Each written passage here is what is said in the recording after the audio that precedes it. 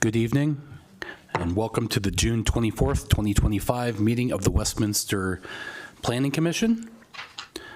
Anyone who would like to speak on one of our two public hearings tonight, please sign up in the back of the room. There are separate sign-ups for each agenda item.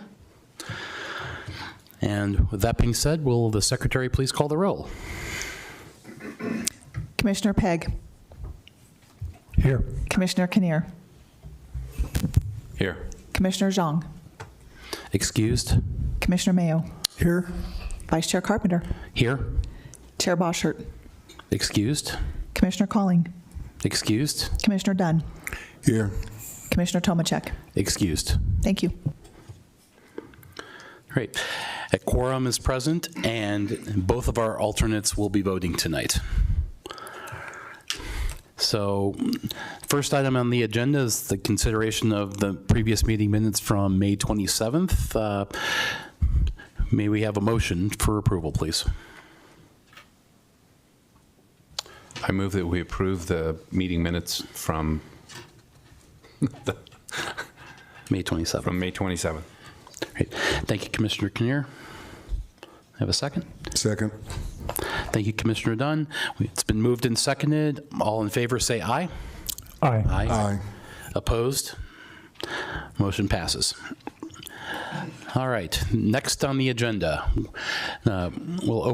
we have two items on the agenda tonight. 3A is a public hearing and action on a requested sign variance for the Orchard Town Center located at 14697 Delaware Street, Suite 850.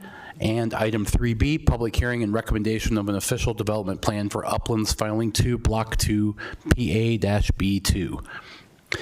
So I hereby open the public hearing for item 3A, public hearing and action on a requested sign variance for the Orchard Town Center located at 14697 Delaware Street, Suite 850. And we have a staff presentation. There you are. Great. Ms. Batzel, will you please begin your presentation? Yes, thank you. Good evening, commissioners. My name is Reb Batzel, planner with the city's planning division. As part of bringing this project before you tonight, a staff agenda memo has been created and tonight's public hearing has been properly noticed. The agenda memo, its associated attachments, tonight's PowerPoint presentation, the public notice published in the Westminster window, the mailed notices, and the posted notices are hereby entered into the public record at this time. The notices of the public hearing were mailed to 40 property owners and tenants within 300 feet of the site under consideration tonight. 7 public notification signs were posted on the subject property, and the city also posted the hearing date and time on our website. The project site is located at the Orchard Town Center, located at 14697 Delaware Street.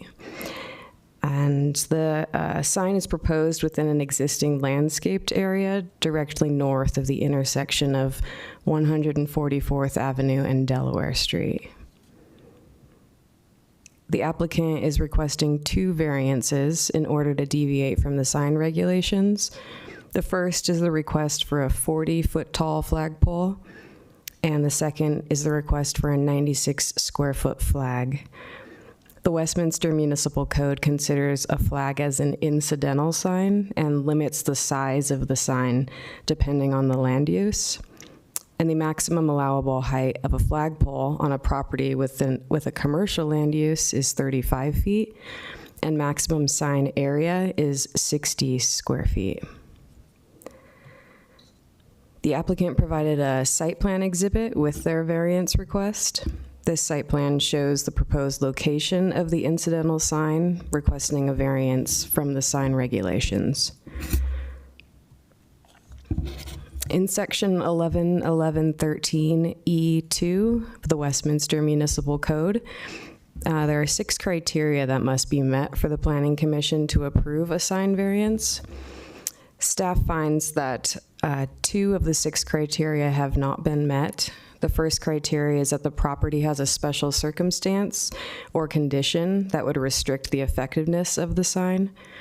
There are no special circumstances or conditions that would restrict the effectiveness of the sign. The odd shape of the lot and the development pattern were created by the applicant. And the second criteria, this slide. The second criteria is that the approval of the variance would not weaken the purpose of the sign regulations, the comprehensive plan, or the zoning district. Staff finds that the variance would weaken the purpose of the sign regulations as it sets a precedence to allow future variances beyond quantifiable and numerical standards. Staff finds that the last four criteria are met. Staff recommends that the Planning Commission hold a public hearing and deny the requested sign variance. The applicant is with us tonight and has a presentation to share with you as well. Thanks for your attention. Staff members are here and happy to answer any questions that you may have. Great, thank you. Will the applicant please come forward and begin their presentation?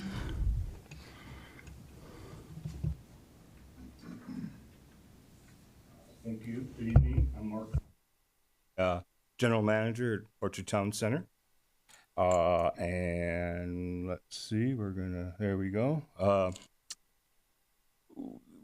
first reason that we're really looking to do this project is it is a initiative that comes from our corporate office. We're based in Phoenix, Arizona, and Vestar, who is the part owner and manager of the property, has come up with an initiative to add flagpoles to all of their Tier 1 properties.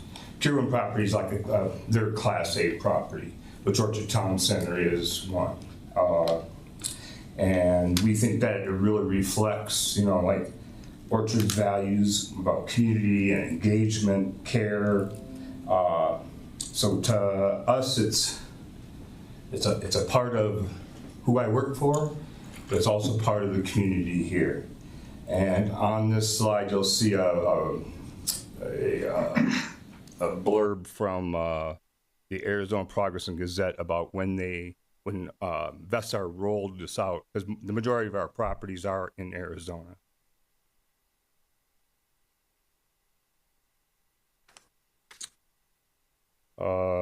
Next slide shows our placement. Just north of our entrance on 144th and Delaware. Those entrances will welcome 7.6 million visitors annually, and I think that with the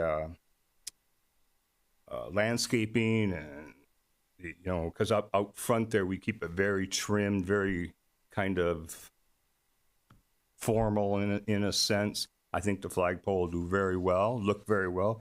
And you'll see later that we also plan to put a flower bed at the base of the pole.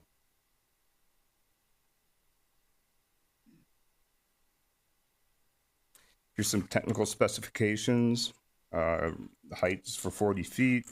And our vendor who will do the work and provide for the permitting of the installation has wind load standards for an 8x12 flag, which is also part of the variance. And obviously, it's built to last, and we'll make sure it does. Here's some of the visuals of what the flag would look like installed. You can see that this is from 144th at Delaware. You can see the flag in the background. We tried to add not to the skyline, if that's the correct term. We have it's a 30-foot topography going uphill to the north of this intersection. So you can see that the flag does not really stand out all that much. It's kind of a nice slender profile.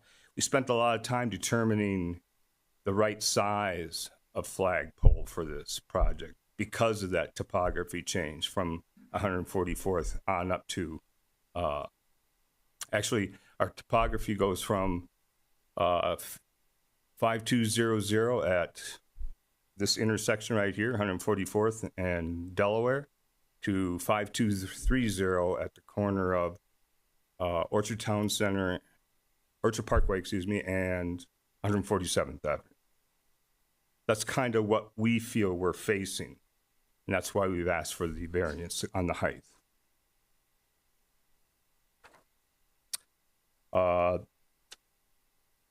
Another thing about the height is, this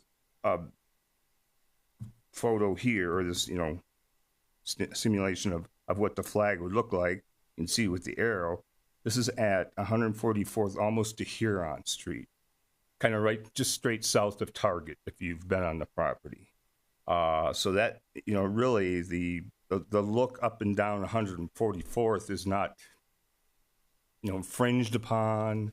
It's not a Perkins type flag, if I can use that term, I guess. But it's, we really think that it will, we tried hard to make it fit as a part of what we are dealing with. We have building heights, like Macy's. Macy's is 45 foot high. So when you're looking at this flag, or looking for this flag, kind of, you almost have to look between buildings.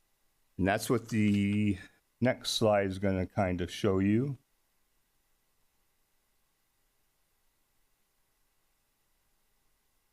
I'm sorry, I had the wrong one. That's fine. And this is where we talk about the 30-foot elevation change. This is here a couple other perspectives. This, the one on the left is from, if you know our property, our monument sign on I-25. It's kind of in the middle of the property. There is no real street address for it. That's the one on the left. And the one on the right is at Huron and 146. So if you can imagine that I have all these buildings with 30-foot, storefronts and 45-foot storefronts, and you have to look through buildings to actually pick out the flag, as shown in the image on the right.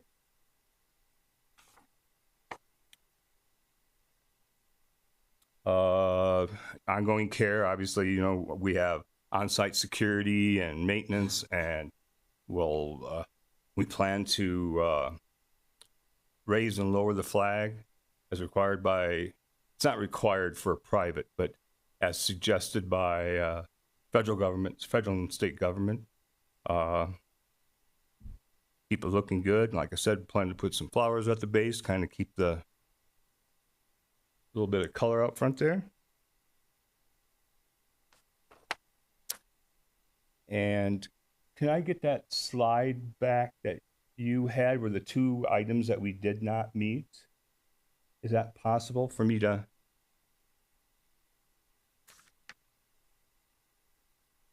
It probably won't come up here, will it?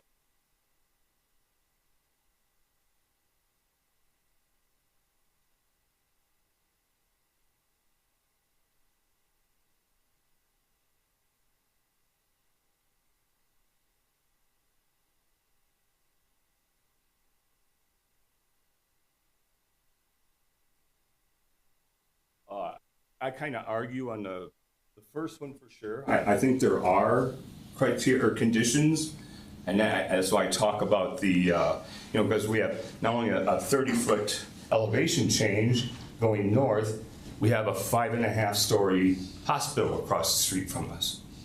So we're almost like in a kind of not a canyon, but we're kind of in a bowl. So I think that the images that we brought tonight, I think they show that the flag is not going to be out there and in your face. It's going to be, I think, just a very nice touch to the property. And the other one was, I don't know how that would weaken the regulations, but in fact, I think it would help the regulations. Once again, the hospital has a 40-foot pole that they're installing as part of their renovation. And that's all I have.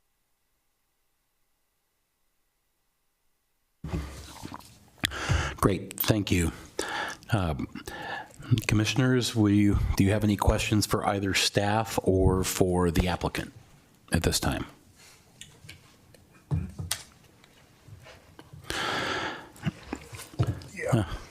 Okay, Commissioner Dunn? Hi, this is for staff. Just a basic question, and I think, Reb, you mentioned this during your presentation. Exactly how does this application, if it were to be approved, how would it weaken the general purpose of the sign regulations? It's just that it would set a precedent for other applications to come in and vary from the sign regulations, and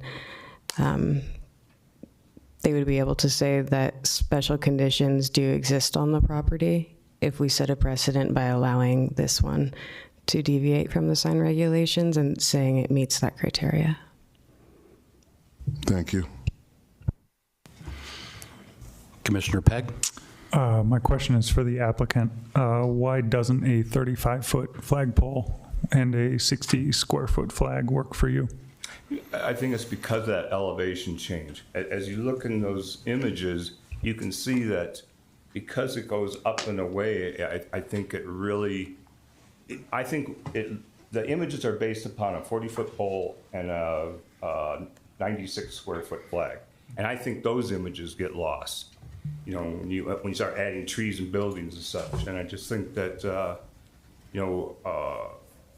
we sat with our architect, and because we knew we had to ask for a variance, and we sat with our architect and we just kind of tried to put what we thought was the best look forward.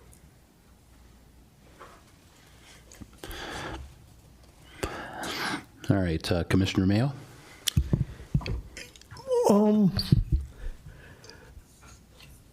I could almost get my head around the problem with the 35 versus 40 feet.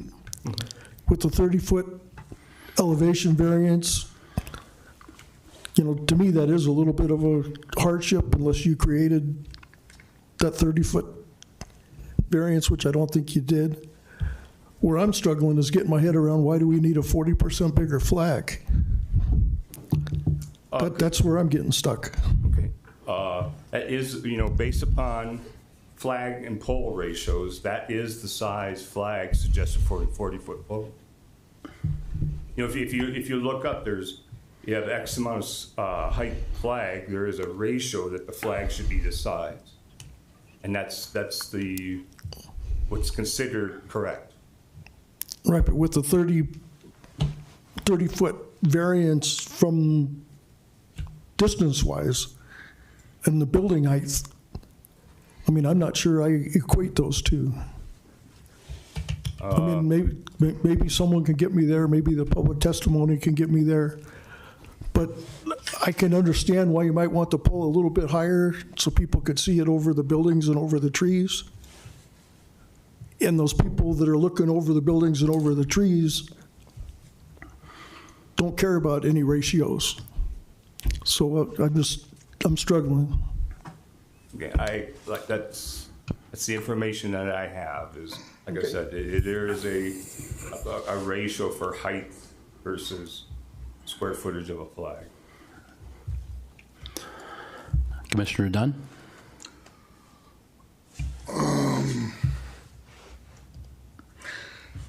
Yeah, thank you. This is also for staff. Were you guys aware that of the applicant's claim that the hospital is also putting up a 40-foot flag, 40-foot flag pole?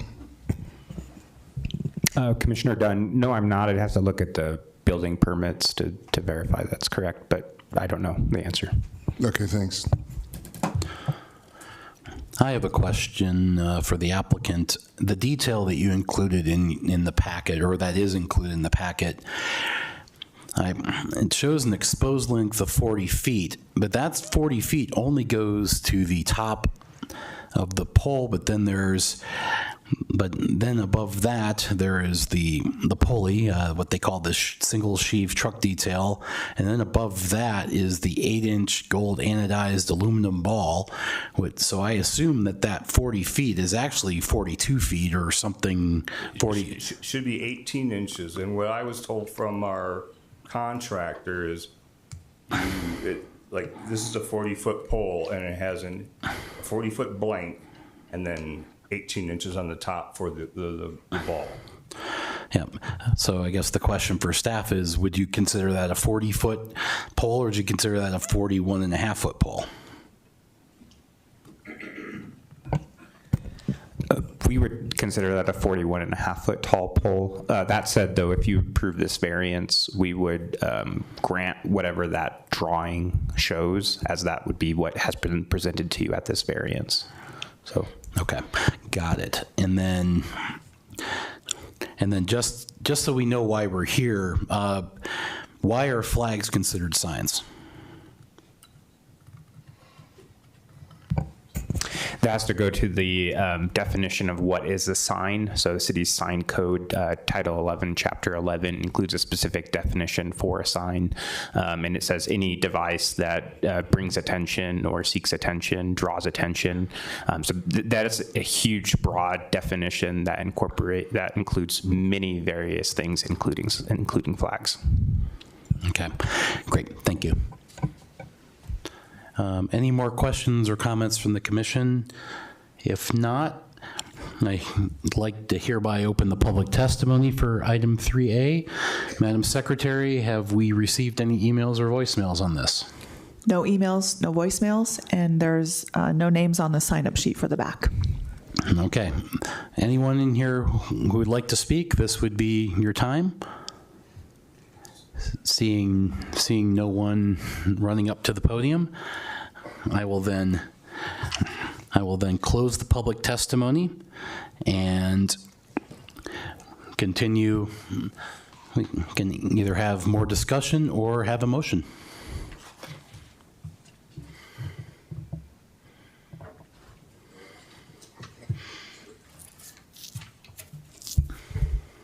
Commissioner Mayo. One more question. Would you be receptive to separating the height from the size of the sign? I believe so. Okay, because like I said, I don't have a big issue with the height under the circumstances. I just, 40% bigger flag is a struggle. Okay. I believe we would be, yes. Okay. Commissioner Pegg? I guess I have a hard time seeing how this is viable. Properties slope, and the buildings are there because the owner owns them. And so it's kind of hard for me to understand, what exactly the special circumstances are that we're really trying to address here.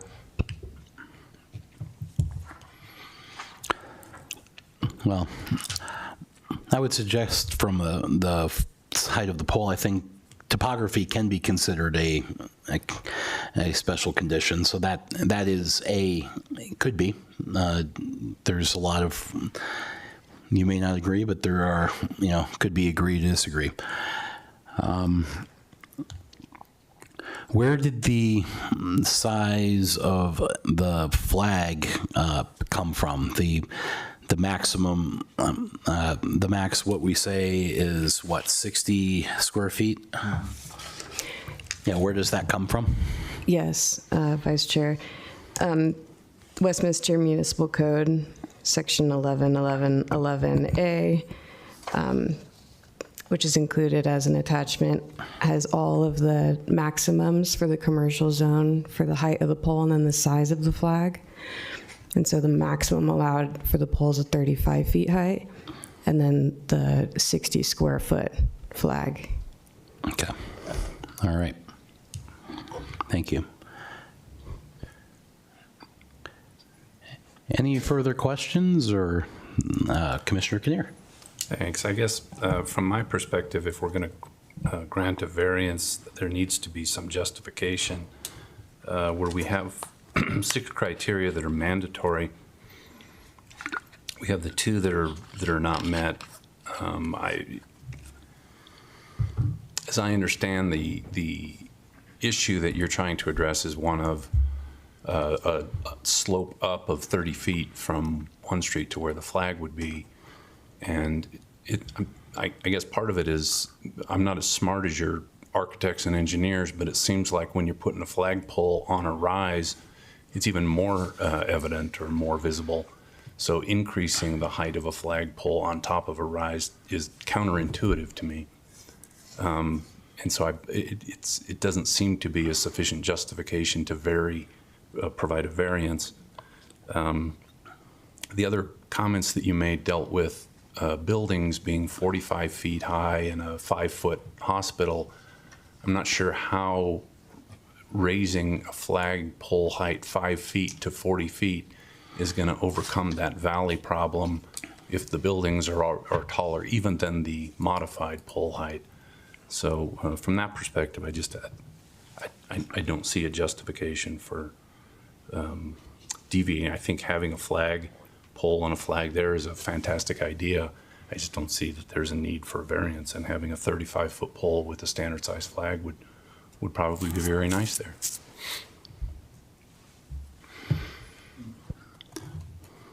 To answer, like, the flagpole's elevation is 5205.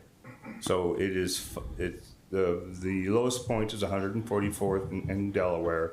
And so it is a 5-foot elevation rise from that point, and then it goes up to, as I mentioned, 5230. And the building heights, what we're trying to show is that it's not going to be like in your face. It's going to be like an entrance marker. You drive in, you drive past it. And because of the buildings and such, there's a lot of people that will be at Orchard Town Center that won't even see the flag.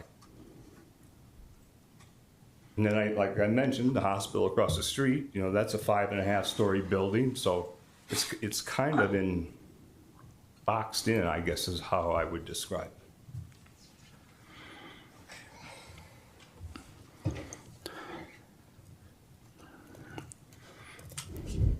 Would somebody like to make a motion, or are there further questions for the applicant? Okay, Commissioner Kinnear? Yeah, thanks. I move that the Planning Commission deny the sign variance for the Orchard Town Center. This recommendation is based on a finding that the 6 criteria set forth in Section 11.11.13E2 of the Westminster Municipal Code are not met. Do we have a second? I'll second. Second by Commissioner Pegg. Any discussion from commissioners right now? Commissioner Dunn. Thank you, Mr. Chairman. Just briefly, I am inclined to follow with the reasoning of Commissioner Kinnear on this one. It seems like everything's already cool there.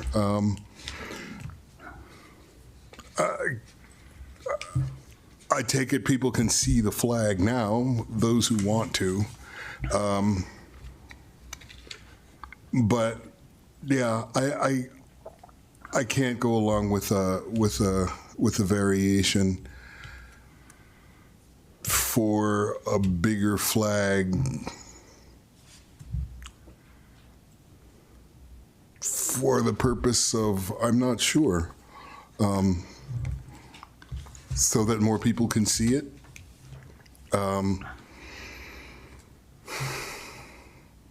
I don't think that's a reason to do this variance.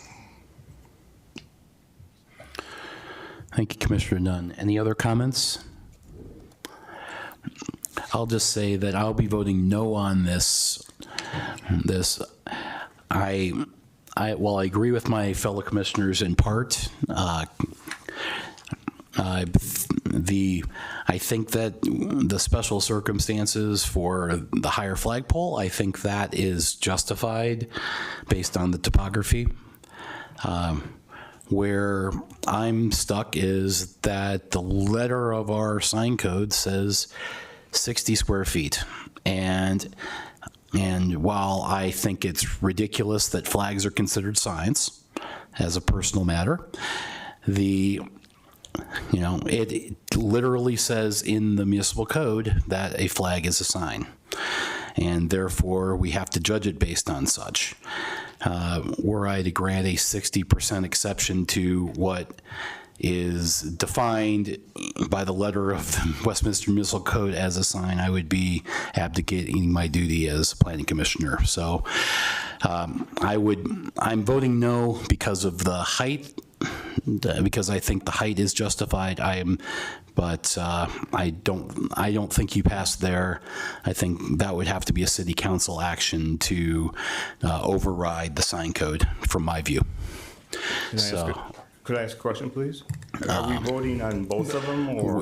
Vice Chair Carpenter, could you ask the yeah, applicant to please sit down? Oh, yeah, I'm sorry. This is not a time for back and forth. This is the deliberation of the Planning Commission on a motion that has been made and is on the floor.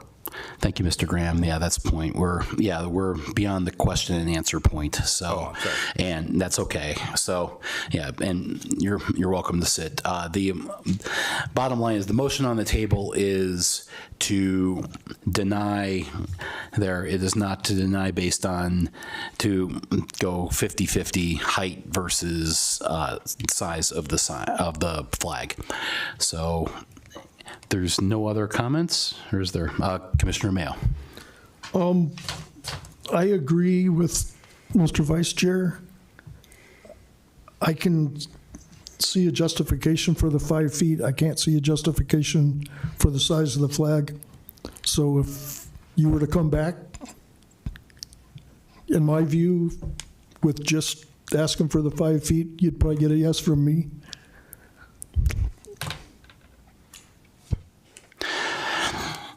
All right, and if there's no other comments, I'm going to call the question and ask Madam Secretary to do a roll call vote, please.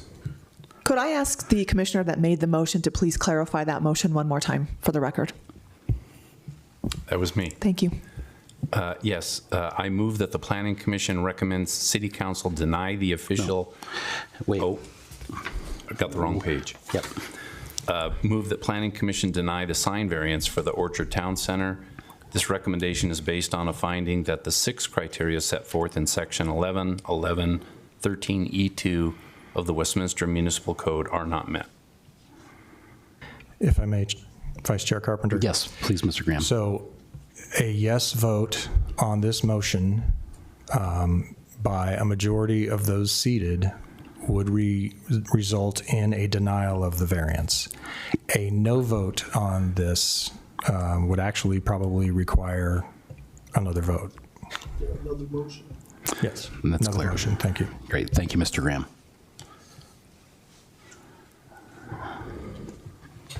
Ready for the roll call? I'm ready for the roll call. Thank you. Commissioner Pegg. Yes. Commissioner Kinnear. Yes. Vice Chair Carpenter. No. Commissioner Mayo. No. Commissioner Dunn. Yes. All right, the motion passes on a 3-2 vote. We thank you for your application, and Thank you very much for the time. yeah. So we're going to take a brief recess here to reset for the next presentation. Let's say, is 5 minutes sufficient? Okay, we'll take a 5-minute recess. We'll be back here. Let's give it a 5.5 minutes. We'll be back here at 7:40. Thank you.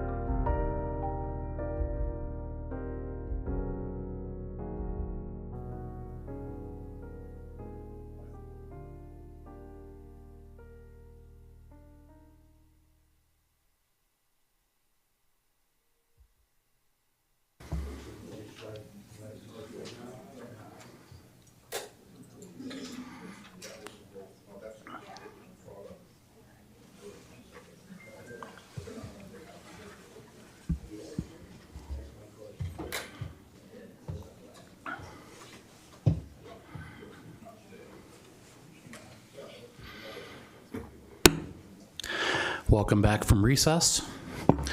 I will now open the public hearing for item 3B, public hearing and recommendation of an official development plan for Uplands Filing 2, Block 2, PA-B2. Mr. Kaza, would you please begin your presentation? Yes, Vice Chair. Good evening, Commissioners. My name is Jacob Kaza, Principal Planner with the City's Planning Division, and my apologies as the staff presentation will be longer than usual. As a part of bringing this project before you, a staff agenda memo has been created, and tonight's public hearing has been properly noticed. The agenda memo, its associated attachments, tonight's PowerPoint presentation, the public notices published in the Westminster window, the mailed notices, and the posted notices are hereby entered into the public record at this time. The notices of the public hearing were mailed to 2,293 property owners and tenants within 1,000 feet of the parcel under consideration tonight. 7 public notification signs were posted on the subject property, and the city has posted the hearing date and time on its website. Here's a map of Block 2, filing number 2 of the Uplands development. The project site is located on the southwest corner of Lowell Boulevard and Bradburn Drive. This site plan is from sheet 30 of the ODP. The plan includes 26 custom single-family home lots. Section 11.515 of the Westminster Municipal Code contains 17 criteria that are to be considered when reviewing official development plans. Staff finds that the official development plan does not meet these criteria as outlined in detail in the agenda memo. Specifically, criteria 1 requires that the plan be in conformance with all city codes, ordinances, and policies. Staff finds that the plan is not in conformance with the city code. The applicant is required to commit to 3,218 elective points in the single-family detached residential design standards. The applicant is requesting points for elective ED-S7B, which requires reduced pavement width adjacent to a centrally located park. The proposed park is not centrally located and is adjacent to a 26-foot wide private road. On the screen here, we have an example from Bradburn of what we meant by that criteria. Essentially, it'd be a park central in the development with reduced road widths adjacent to it. In this instance here, you see a park surrounded by roads with smaller drives adjacent to it that don't allow full parking on both sides of the street. Staff understands the applicant would like to offer an alternative elective so they may meet the point requirement. Criteria 2 requires that the plan be in conformance with the PDP. The applicant is requesting reductions to 2 setbacks that are required by the PDP. Staff does not find these exceptions to be warranted. Criteria 3 requires that the plan exhibit sound, creative, innovative, or efficient planning and design principles. Staff does not find this requirement to be met. The applicant has told staff that this parcel is only buildable if 26 units can be achieved by the design. This specific unit count has driven the design of the plan, which requires exceptions to planning and engineering standards. 25 of the 26 lots will utilize a walkout configuration. The single-family detached residential design standards were specifically designed to accommodate densities comparable to the existing adjacent neighborhoods and allowed under the residential low-density designation in the comprehensive plan. Further, this proposed design will connect the private alley with LaPlace Court and West 82nd Avenue, which the city just closed off due to 50 years of traffic complaints. Staff have conducted a thorough analysis of the proposed development as it relates to the existing context of Gregory Hill. Staff finds this context area to be within Lowell Boulevard on the east, 80th Avenue on the south, Oakwood Drive on the west, and Bradburn Drive on the north. On the left, you can see the comprehensive plan designations for Gregory Hill. All of the residential properties are designated residential low density. On the right, you can see the zoning designations for Gregory Hill. All of the homes on Gregory Hill are zoned RE residential estate. This face of Gregory Hill has an existing slope of about 12%. The applicant proposes increasing that slope up to 25% in some areas. Once the walkout homes are designed and constructed, the rear yards will be even steeper than currently shown in the plan. On the left side of this image, you can see the setbacks for parcel B1, located directly north of parcel B2. The front and rear setbacks are indicative of a true alley-loaded community meant to act as a density transition. The side setbacks provided in B1 are 7.5 feet. Contrast that with the proposed setbacks for parcel B2, where the side setbacks are 5 feet. This parcel is much steeper than B1 and is not directly adjacent to an existing higher density housing development. You may be thinking about all of the previous uplands applications and wondering what is so different about this application. The difference is the context. B2 is located on Gregory Hill, which has an existing character. On the screen now is an aerial image of parcel B1. This property, B1, has a gentler slope and an unusual shape. The north and west sides of the property are bordered by Shaw Heights, which is a low-density, single-story, single-family detached development. To the northeast is Mountain Terrace Apartments, a higher-density apartment complex in a suburban layout. To the south is Bradburn Drive with B2 and Gregory beyond. Parcel B1 and B2 are both designated residential low density, but B1 is truly alley loaded and includes 2 housing types. Here is parcel D1. It is designated residential medium density. On the north is 84th Avenue with all commercial uses on the north side of the road. To the east is higher density senior housing and multifamily and single family units. The multifamily units are up to 4 stories. To the south is Cobblestone Park. To the southwest is Village of Greenbrier Apartments. This is a 2-story multifamily development. To the west is the View Corridor and Federal Boulevard. Here is parcel A. It is designated mixed-use neighborhood. This category allows up to 18 dwelling units an acre and multifamily units. The intended character of this designation is urban in form, and the setbacks and lot sizes supported by staff on their development applications have reflected that. Parcel A is bounded by roads on all 4 sides. And for brevity, I will skip discussing parcel C, as that is only multifamily units and not quite as relevant to parcel B2. Criteria 4 requires that any exceptions to standard code requirements be warranted by virtue of design or special amenities incorporated in the development proposal. Staff finds that several of the requested exceptions are not warranted by virtue of design or special amenities.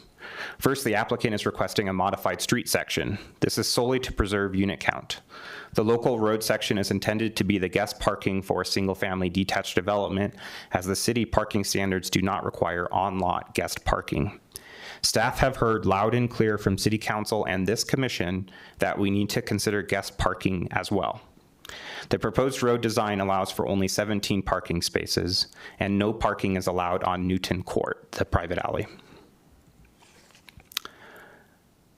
The second exception staff does not support is for a landscape area reduction. This is only necessary because of the site design. The final exception staff do not support are the various proposed reductions to setbacks. The design standards do not include specific lot sizes, as we rely on setbacks to achieve lot sizes that are proportional to the size of the homes.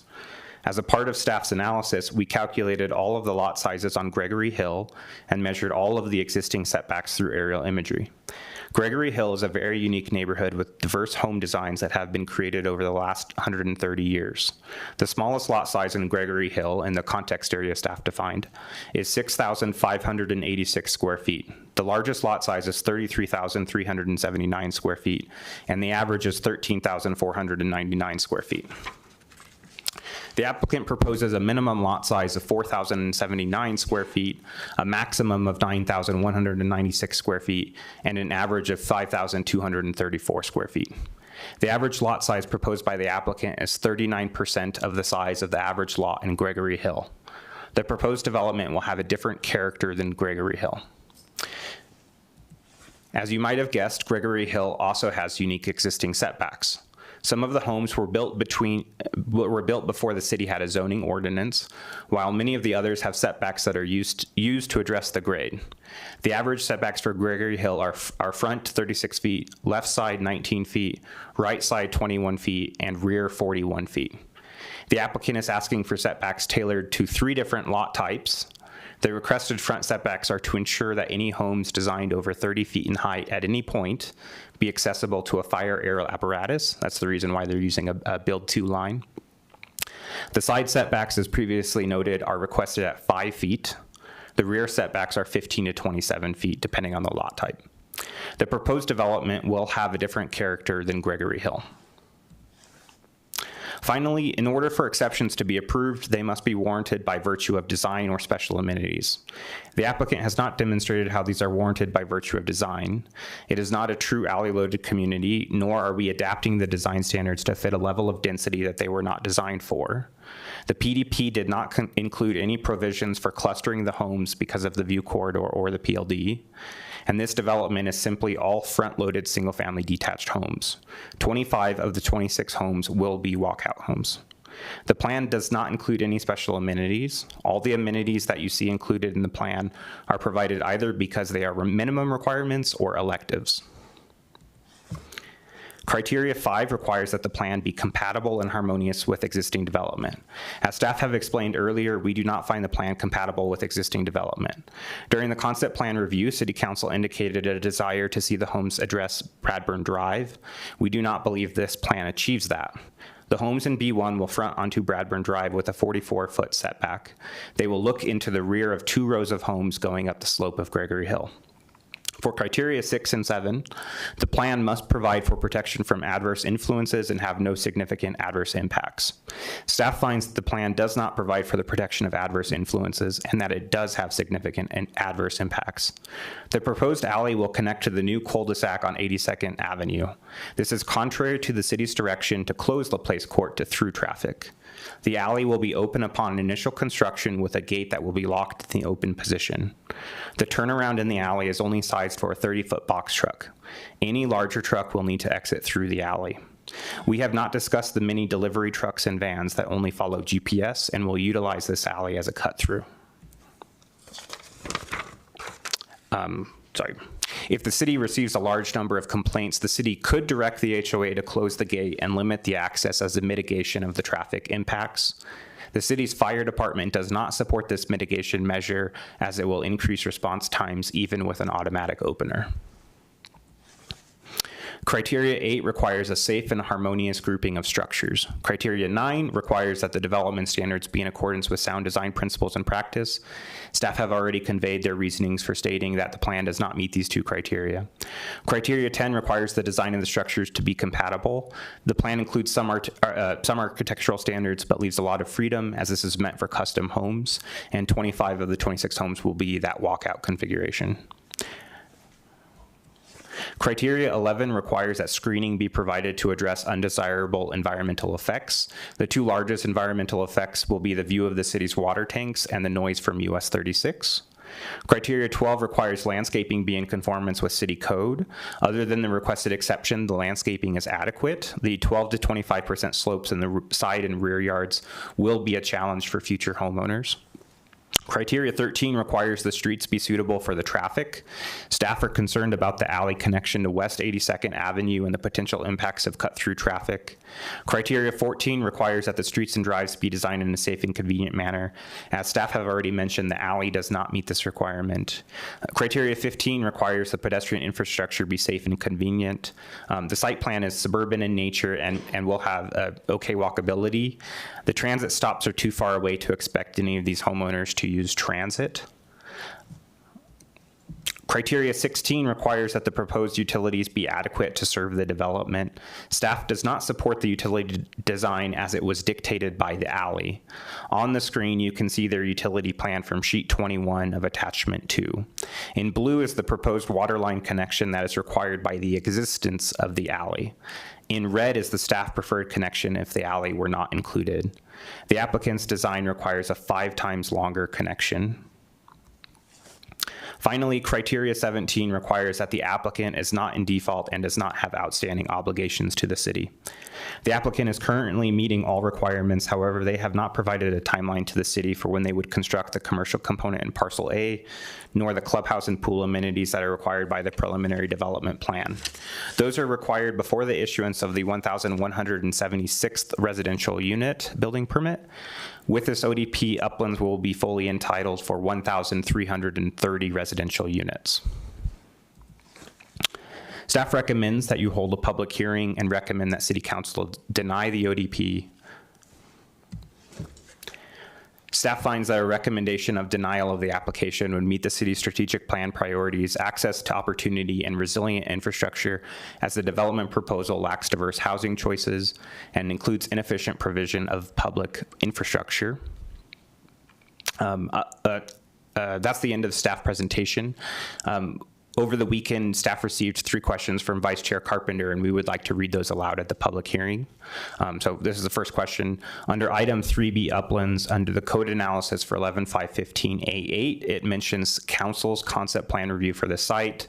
While I believe these comments are not binding, since staff is referencing it in the memorandum, can we please have the concept plan review notes from council's review as part of our record so we can make our own judgment about this plan, how this plan does or does not meet council's comments? So the City Council's concept plan review for this property was held on December 11th, 2023. A link to the recording was provided to the commission through email, and that concept plan review starts at 58 minutes and 11 seconds in the YouTube recording. Staff does not have specific written notes to share beyond the recording. We think the recording is the best verbatim to convey that. The second question is, in attachment 5 of item 3B, the exhibit shows lot sizes on the south side of Bradburn. For our reference and education, could you please add the lot sizes on the north side of Bradburn, specifically for the lots that abut Bradburn on the north, those on 82nd Lane, and those on Auburn Lane? So staff has provided a revised version of attachment 5 with those additional lot sizes included to the commission through email. Third question, again on 3B, code analysis for 11.515A1, it discusses the 3,218 elective points required to be incorporated into the plan. Specifically, it mentions elective EDS7B regarding the driveway width. While staff provided their analysis that the applicant does not meet the intent, I believe further context is in order. If elective EDS7B were granted, would this application have their requisite 3,218 points? And can we have a copy of elective EDS7B so we can make our own determination whether or not this elective should or should not be granted? Staff's answer is yes, if elective ED7S7B were included, the application will meet the minimum point requirement, and staff provided the specific language for the elective to the commission as well as a link to the full standards in that email. And the applicant is with us tonight and has a presentation to share with you as well. Thank you very much. Thank you, Ms. Kaza. And we're ready for the applicant's presentation when ready. Terrific. Good evening, Vice Chair, Commissioners. Thank you very much for this opportunity to address you. We just gave an additional handout that maybe we can go through at the end of the presentation that actually references a lot of the document and some of the lot sizes that Mr. Kaza went through. I want to first introduce myself, Marcus Pochner, Land Use and Community Outreach Consultant. We want to thank you, as always, for the incredible work that staff and team and everybody does in reviewing Uplands applications. As is our tradition, we tend to give an overall Uplands update. I'll be brief here because we'll probably have a lot of discussion tonight, but I do want to just show you where we are at tonight. You all certainly understand the B2 neighborhood. I would note we have had 11 site plans, neighborhood plans approved, and waiting for the Village Center, which is the evolution of time, the commercial component, Federal Boulevard improvements, that will come in time. The reason we are here on the 12th neighborhood is actually the first neighborhood we started planning, and we have spent 4 years trying to solve this neighborhood. As you heard, we went to concept review 18 months ago, and we have had so many iterations back and forth and have drawn constant site plans on this. At some point, we anticipated that we would probably come to this situation to have more of a discussion about our proposal and why we believe we are addressing all that can be addressed and actually leading to less exceptions than would be required by any other layout on this site. It is important to notice the overall framework of the infrastructure along this site. Around B2, we are providing the 8-foot sidewalk on a right triangle all around this site. There's also a very important trail pedestrian connection that will go from 82nd all the way over to Lowell, really making this very valued PLD and view corridor space. So again, of course, you know the majority of the site, but focus a little bit on that B2 site itself and the outline. This is the context of the neighborhood, certainly adjacent to and within the Gregory Hill neighborhood. I oftentimes call it Observatory Heights, so please don't accept that. That's certainly how I was introduced to it from a neighborhood perspective. That is, going through those terms, but thinking of that and the relationship to the B2 neighborhood. I will start by saying, commissioners, this is the entire process of this application. And if this application is justified from a compatibility and a compliance standpoint, it is because of the legislative history on this site. These represent 4 now applications that have come forward to define the B2 site. 3 of them have gone through Planning Commission, this Planning Commission to be approved that set the stage. I want to remind where we started in 2013, the similarity of what we are proposing tonight. The 2013 comp plan called for 66 units on this site, 66 units. We are proposing 26 only single-family detached units that is so much more compliant with Gregory Hill. That would have allowed attached housing and much more density. We have actually allowed that transition to happen so we can reflect the density and the tradition of Observatory Heights. You see that when we made that comp plan amendment, we took it to the same designation, 5 dwelling units per acre. We couldn't limit it further. So we came back a second time, and in the PDP, we said we will build a maximum of 26 units here. That's a 2 dwelling units per acre. We actually have a lower gross density than Gregory Hill does today.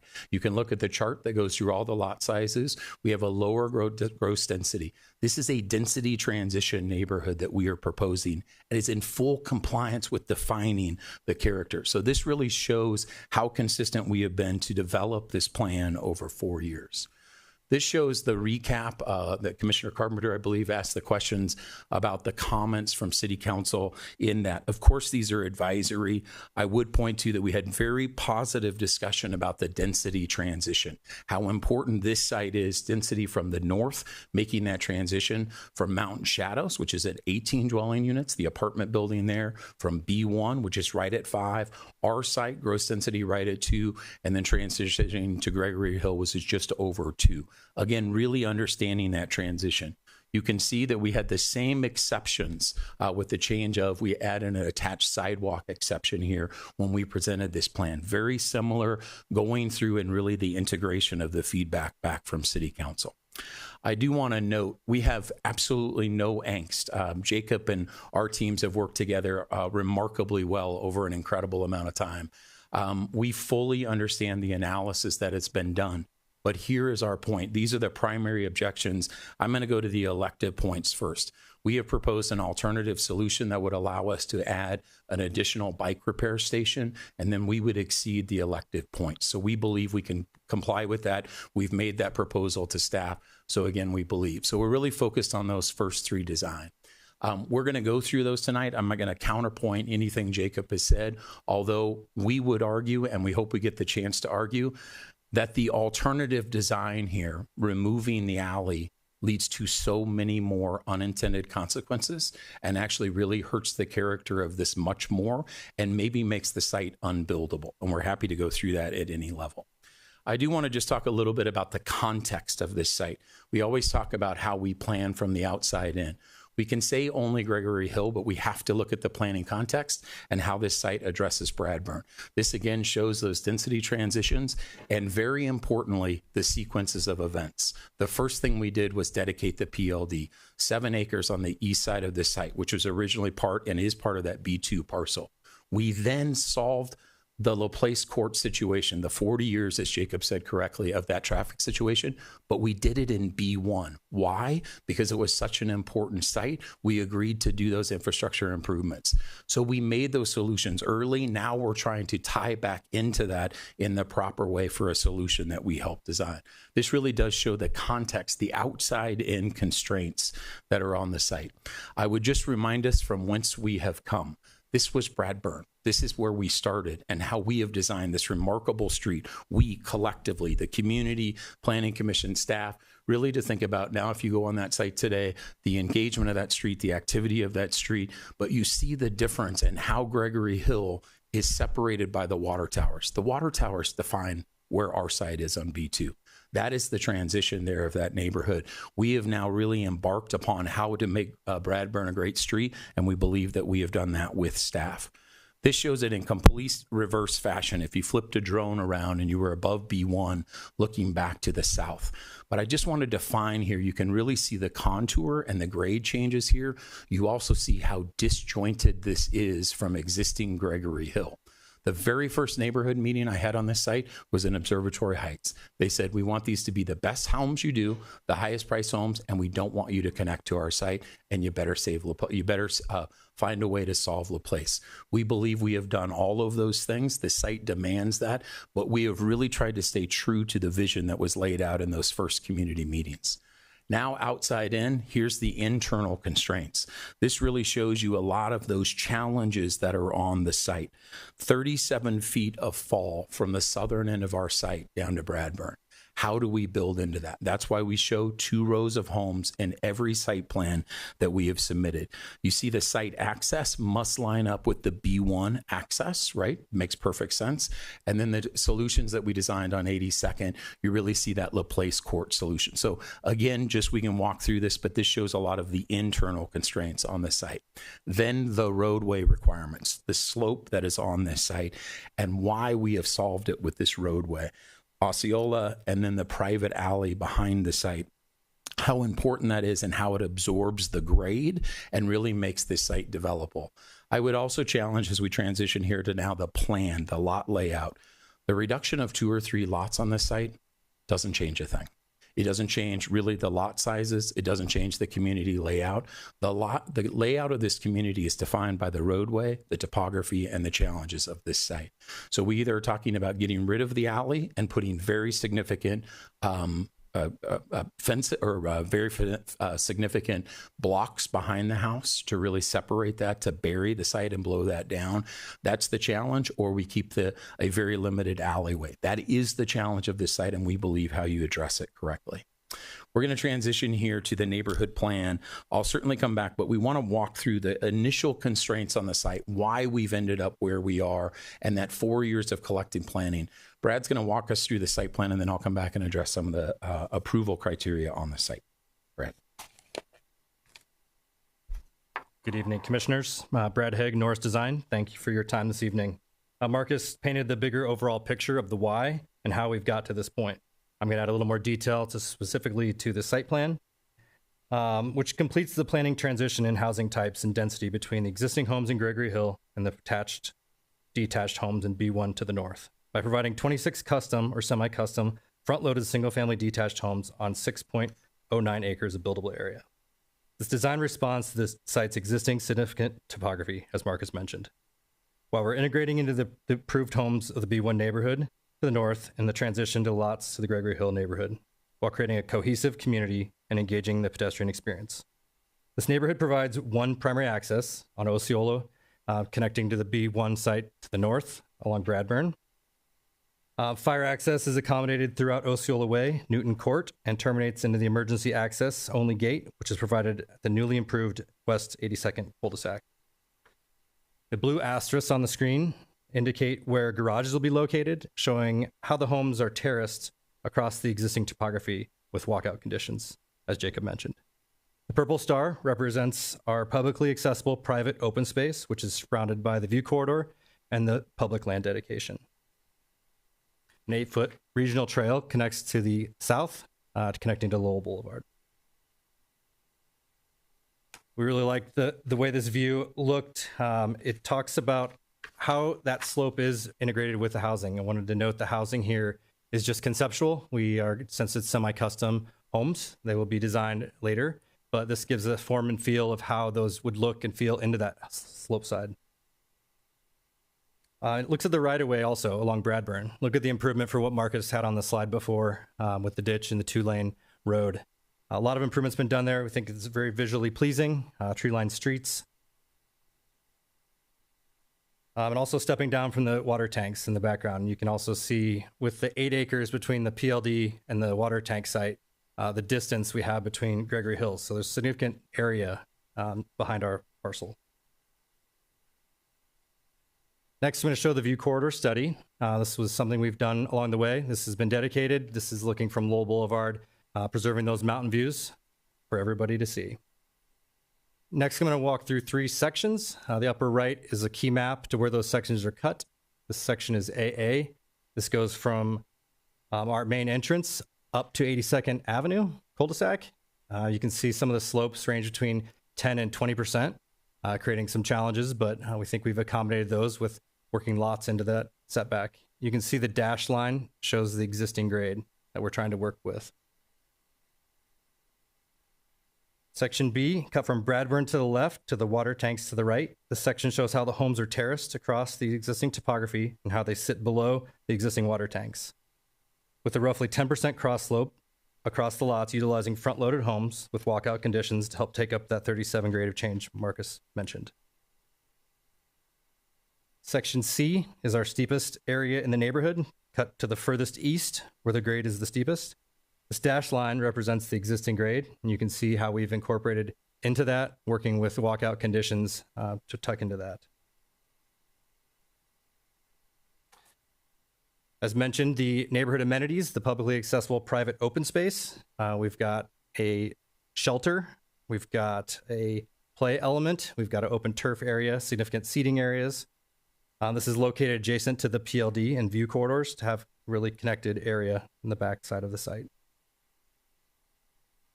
This is an image of the swings and park feature, very whimsical, and large shade structure with seating. Here we look at the pedestrian connectivity. We do connect to B1 site. You can see the crosswalk going across the street there. We connect throughout the B2 community. We connect with the 8-foot regional trail to Lowell Boulevard, which connects the overall Westminster network and to the Uplands Trail network. Architecture. We are doing, like I mentioned, custom, semi-custom homes. But in this ODP, we do address, in addition to the city single-family detached standards, an additional 300 points, ensuring aesthetically pleasing homes and an aesthetically pleasing streetscape. Some of these standards include a 2-foot offset in the rear elevations as shown in the upper left image, which provided an enhanced rear elevation along public streets. These homes must include at least 2 additional design features, such as mass projection over the garage, also helping address fire access in certain cases, and a clearly articulated entry element. Next, I'm going to cover exceptions, which were mentioned a little bit before, so I'll be brief. The exceptions are supported with the intent of the PUD zone district. These exceptions collectively allow us to provide additional housing transitions within the city of Westminster, and they also address publicly friendly, pedestrian friendly, low water use, and meets the overall intent of the PDP. Here's a few of the exceptions and highlighted. We'll start with the first one in orange. We want to do a smaller entry median to accommodate the space required and needed for fire aerial apparatus. And 2 is in blue. We're requesting an attached sidewalk where the tree lawn is being put behind the walk. This request limits the amount of retaining walls and creates a more natural pedestrian experience at that entry. In the pink, along Bradburn, we're requesting a reduction in the perimeter setback, which allows homes to be built closer to Bradburn and allow homes to better engage with the streetscape and the proposed homes within the B1 neighborhood. Additionally, we're requesting a reduction in the one lot that backs on West 82nd Avenue. Lastly, all homes included a reduction in the minor roof pitches and an 8% reduction on the on-lot landscaping. Lot size exceptions. Consistent with the previously approved neighborhoods at Uplands, we're requesting reduced on-lot setbacks. These adjustments support the delivery of custom, semi-custom homes and maintain critical fire access throughout the loop circulation, thoughtfully utilizing water, and helping preserve adjacent open spaces. In the top left, highlighted in orange, are typical proposed on-lot setbacks and build-to lines for the homes fronting Osceola Way. To the bottom right, highlighted in blue, are the proposed homes along Newton Court, illustrating typical setbacks to the build-to lines designed to meet essential fire access requirements, 14 to 17 and a half feet. With that, I'll turn it back over to Marcus. Great. Mr. Vice Chair, just a few more slides here to finish up. I do want to come back to the water conservation, the basis of so many of our discussions and the outline of our plans. I will remember and recall that the primary justification for our comp plan was the ability to get rid of larger lot facilities, larger lot layout, and make a more urban and traditional build. Sound planning to really try to address the water situation. As you see here, over 50% of the water usage in Westminster occurs outside. That is why we sought this initial commercial or initial comp plan amendment to really lower this lot size, to lower the number of units that could be built on the site and make it much more sustainable product to the site. We are again still exceeding over 100 acre feet less than was allocated for this site.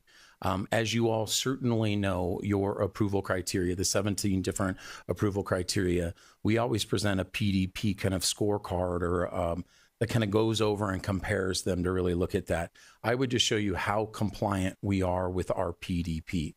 What we brought forward was a max of 26 units. The density, we are far exceeding with the publicly accessible private parks.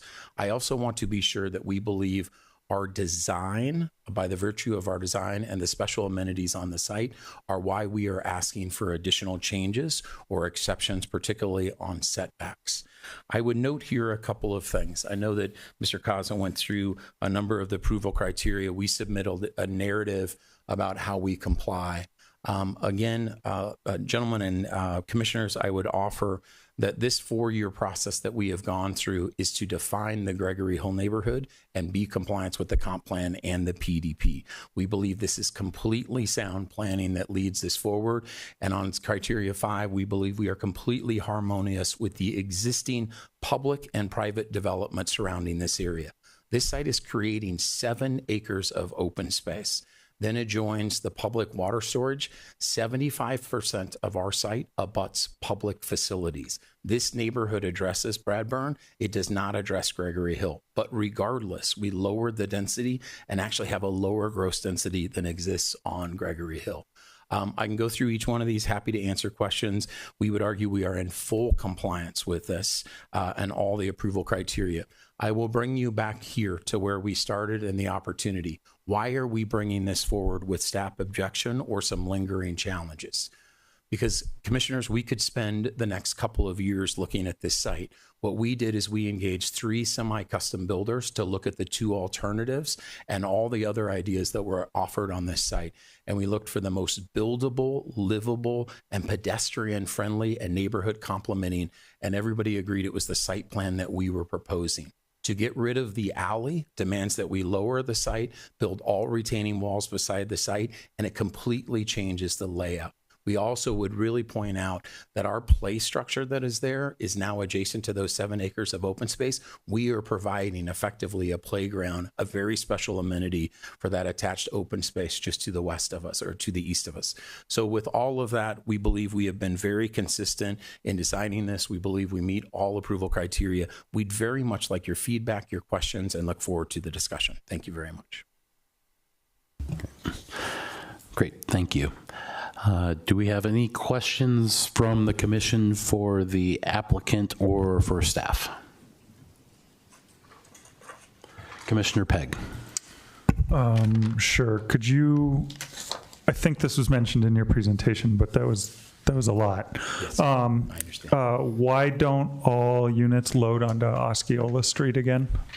Sure. It's primarily the access and the width of the road and how to access them from the grade of the lot. So, Commissioner, if you look, and I'll probably have Brad come up here and go to some slides that show the slope of the 2 different planning areas, if you will, that show the 7% grade and 9% grade. We really have to absorb that. We also needed access and parking allowed there. So I'll have Brad walk through the plan a little bit, but this shows a little bit of that we had to adjust for the grade. So to load at grade, we provided that access from the southern side of the site in a private alley. Sorry, on the diagram you're showing, can you just talk me through which way is south? Yeah, this is the site section that shows it. So on the left hand of the screen shows Bradburn and how it addresses there. Then it shows the middle street there, if you will, is Osceola. That's how it loads the first row of homes. And then, as you know, sir, the key up to the right there, you wrap around, it transitions to a private alleyway. and then we load those homes from the rear of the site. The rear of the home where that is loaded would probably technically be the front of the home, but you can see how that house then absorbs the grade, and that's why we've designed it that way. If we were to go to your first question, why didn't we just load everything off of Osceola? You see the grade challenge and how that doesn't work there. Why we needed, if that were to happen, you could do retaining walls in the back, lower the entire grade, maybe 30 or 40 feet of excavation on that site to really lower that. And really that would be the way that you could access them both from Osceola. We don't believe that's right from a structural standpoint or from an access standpoint. Okay, thank you. And then I think you had on slide 22, you showed the sidewalk diagram. Sure. And staff mentioned an exception for sidewalks. Could you? Yes, so the applicant is requesting an exception to allow for an attached sidewalk for a portion of Osceola Way. Our standards require a detached sidewalk. Okay, and by detached, that means a tree lawn? A tree lawn, yeah. Okay, Gotcha. Okay, I don't have any questions on this slide. Could we go to 23? Sure.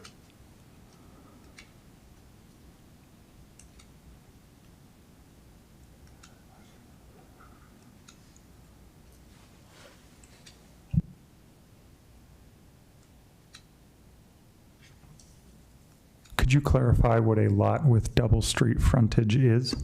Sure. I'm going to have our architect do that if that's okay. Sure.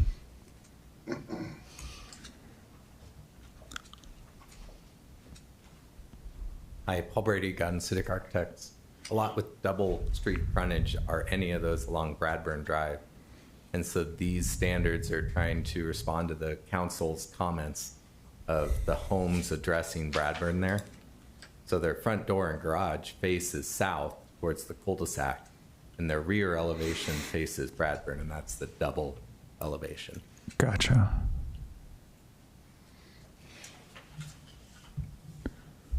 Okay, I think Yeah, so we're basically requiring additional design enhancements because of that. As Mr. Cuzzo, we have to address Bradburn and Osceola, so that's why we're trying to basically have additional requirements over the current design standards. Okay, and so my understanding is, looking at this rendering, those homes, the garage and the front door open onto Osceola, is that correct? That is correct, sir. Yes. Okay, and not onto Bradburn. That's correct. Okay. Yeah, Thank that you. top left image, if you'll look at that, you're kind of seeing the other two images look like how you would load from the garage. So that's the street, the south side. And then in that top left image, you see the rear of the home then is backing up to Bradburn. But that's why we're requiring the additional design enhancements so that architecture addresses Bradburn Street. Okay, and did you have a rendering of that somewhere? Am I looking at that and I don't realize I it? think you're seeing a little bit, but I'm going to go to the image, I believe, that shows the overall layout of our community. There we go. Okay. That shows a little bit of that you can see from Osceola, addressing where you would load to the house from the garage, and then some of the architecture. Again, I'll say before Paul can even say it, this is completely conceptual. These will be design-wise. These will be semi-custom homes that will be designed on a lot-by-lot basis that we go through, and that's why we went through the three different developers to work with them. Okay. And then could we go to slide 25? Sure. Quickly, I just wanted to yes. add that we're trying to enhance the massing. Just because grade of those homes, you're elevated another like 5+ feet from Bradburn there. So it's detached. And so we're trying to put in the massing instead of other features. Okay.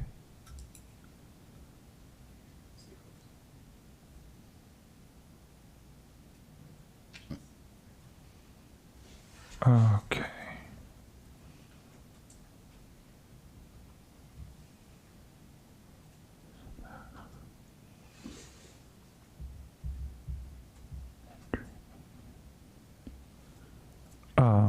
Okay, so item 2 on this slide, you're showing that the tree lawn is behind the sidewalk, which is where that exception comes from that we talked about earlier? That is correct. Okay. All right, thank you. I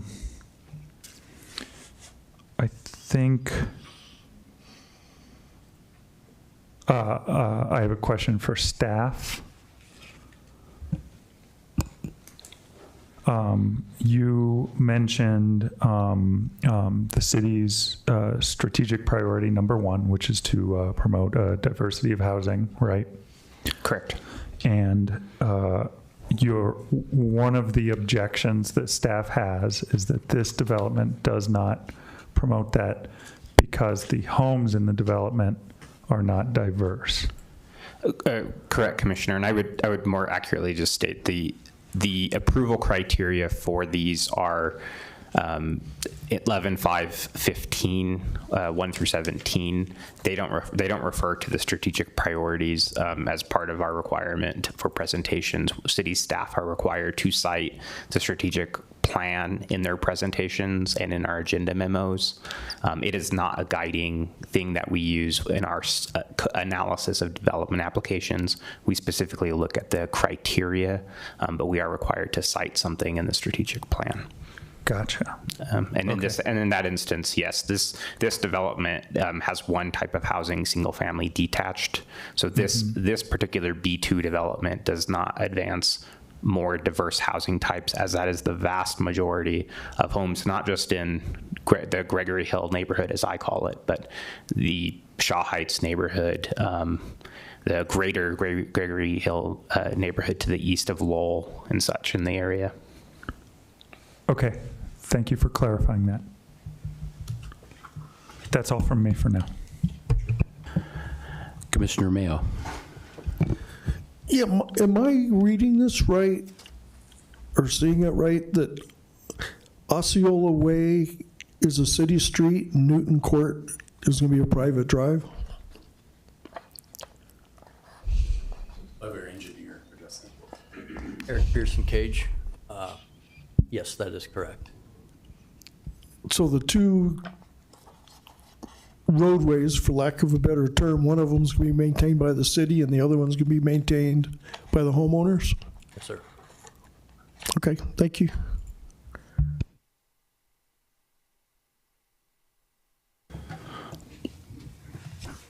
And so we can walk through the reason for that and why that is. That's the reason for the cul-de-sac, the sizing of the cul-de-sac, and to actually, we believe, provide better fire access from an alleyway. So we needed to make that a private road, so we would be responsible for maintaining that. So that's actually a reflection of us. And I think the city did a good job of pointing out, we didn't want to see additional connections to 82nd. We all worked really hard to limit that connection to 82nd and over to LaPlace, so there was limited cut through. That's what we did in the B1 application. By transitioning this to a private alley that will have a gate on that, we believe we can absolutely limit that connection and honor the work we all did collectively on 82nd transitioning to LaPlace. So that's a very intentional reason that we've had a different typology. I guess my concern is over time, Osceola is going to be nice and maintained and Newton's going to be a four-wheel drive. Understood. Just the difference in that. Yeah, I mean, I think, we understand that. I think working, a pretty limited access here with the 26 homes, right? That's the way we see that. So we hope that there's going to be great maintenance of that facility. I think we believe that that'll be basically the same standard of those roadways. Okay, thank you. Sure. Commissioner Kinnear. Thank you. A couple questions. Sure. As I understand what you were just saying about the alley and the gated access, it's my understanding that the gated access would be locked open. Isn't that right? It was believe it was described as the initial condition that would be recommended as that. But that alley configuration is only for emergency and fire access and for moving vehicles to unload and to service those homes on the south side. So we're certainly open to that being in a locked condition. That's the city's position, that that initial stage be in a locked open position. We've long said that that would only be for emergency fire. So if fire had access or remote control, we don't believe that would really change that access whatsoever. And the turnaround is not sufficient for emergency vehicles. Without the combination with the alley, we're providing better fire access. So you are right. So we could either shift and get rid of the alleys, slide all the homes back, right? Put all retaining walls and do a much more suburban model with a much larger cul-de-sac, or address it this way, which we believe actually lays out and absorbs the grade in a much more traditional manner.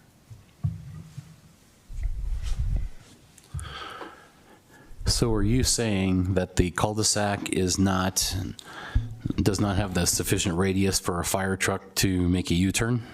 That's correct. It's sized the same as B1, and it also provides now a second point of access. Okay. And there was mention from staff about the water line running it all down Newton Court versus looping it via Osceola and Bradburn through that landscape track, which is a lot more to maintain, I think, admittedly. What is the justification for that? And that is to get the fire hydrant spacing for the roadway itself and to get around the houses. So, I mean, just looking at the site, it's almost like an ADA site. We were trying to snake around to make up the topography of what it looks like.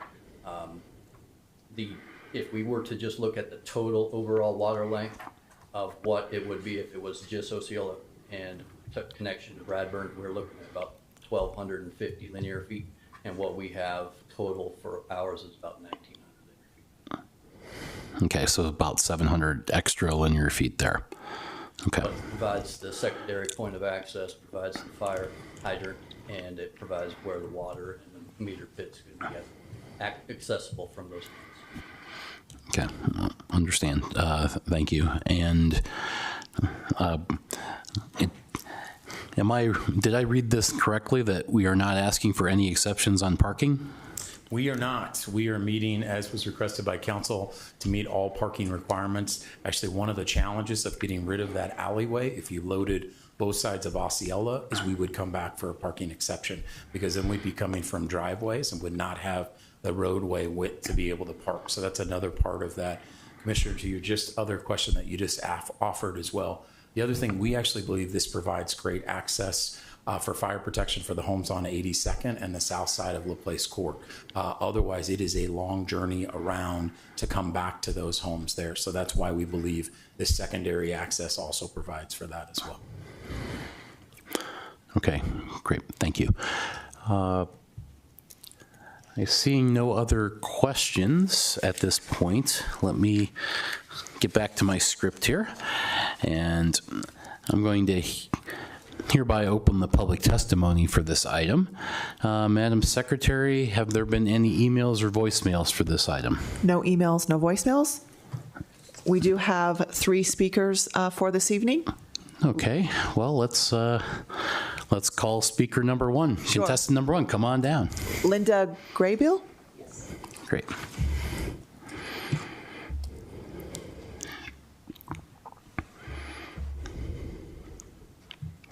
Hello, Vice Chair. Hello. Commissioners, staff. I'm coming from a different angle on this. I am a guardian of this view. Whatever protects and preserves this view is what I'm interested in. Even though I'm the president of the Westminster Historical Society, I do not speak for all its members, but I do speak for the history of this land.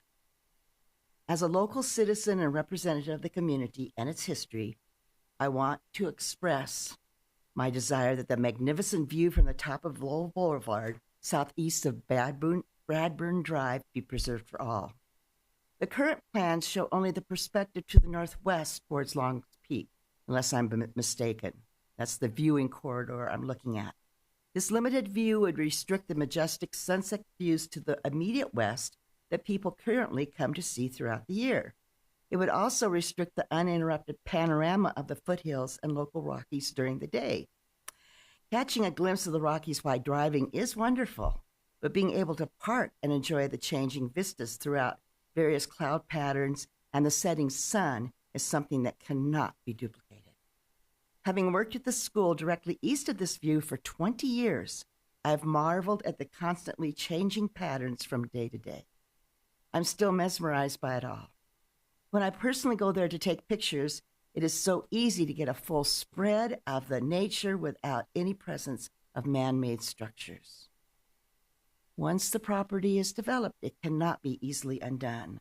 The very land would be different as well as the topography. This is one way to influence our history, but not necessarily a good way. I do not feel it is in the best interests of our current citizens and future generations to take away this view in any way. Visitors to our area audibly gasp at the view as well. They know what a treasure it is. When I post pictures of this view on social media, I often get the most responses. What a wonderful way to advertise our beloved city.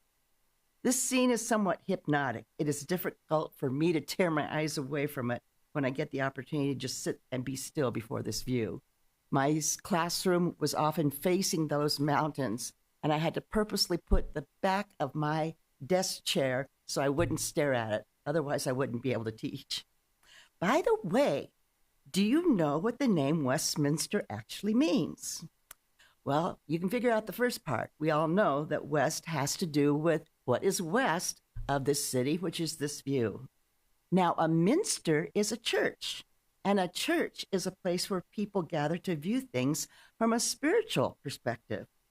When I look at our beautiful Rockies and the jagged foothills, I am drawn to appreciate the things money cannot buy, but is readily available to all.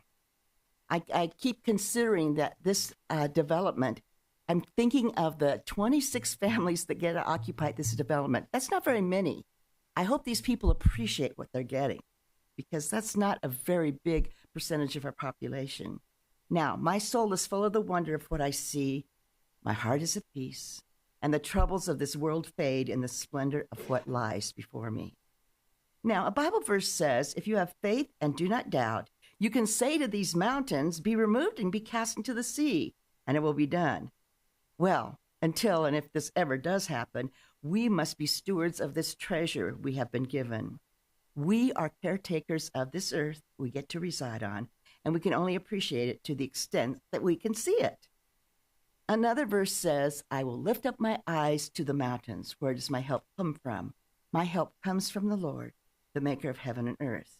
Now, no matter what your belief system is, no one can deny that this view is greater than you or I, as they are edifices of rock and land that man could not build, speaking of greater things beyond our control. I plead with you to preserve this bodacious spectacle in its entirety and direct the development of this parcel to that end. I also thank the Uplands Development for basically donating the most prized plots, these 7 acres, because these are $1 million plots that could have been developed by another developer. And for the people, the citizens, the greater population. And I just want to reiterate how passionate I am about these views. So you'll probably see me again off and on, but I am passionate. I'm getting older. I want to give this to my children, my grandchildren, and future generations. Thank you for your time. Thank you.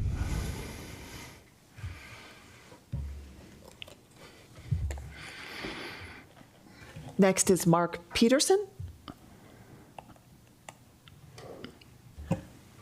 Mac. Is it Mark? I can't see if that's Mac or Mark. That was the applicant for the previous item. Oh, okay. All right. Oh, boy, this one.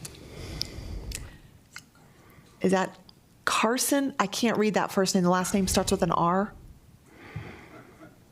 I'm so sorry. That's all right. When you come up, if you'll state your name and address for us, please.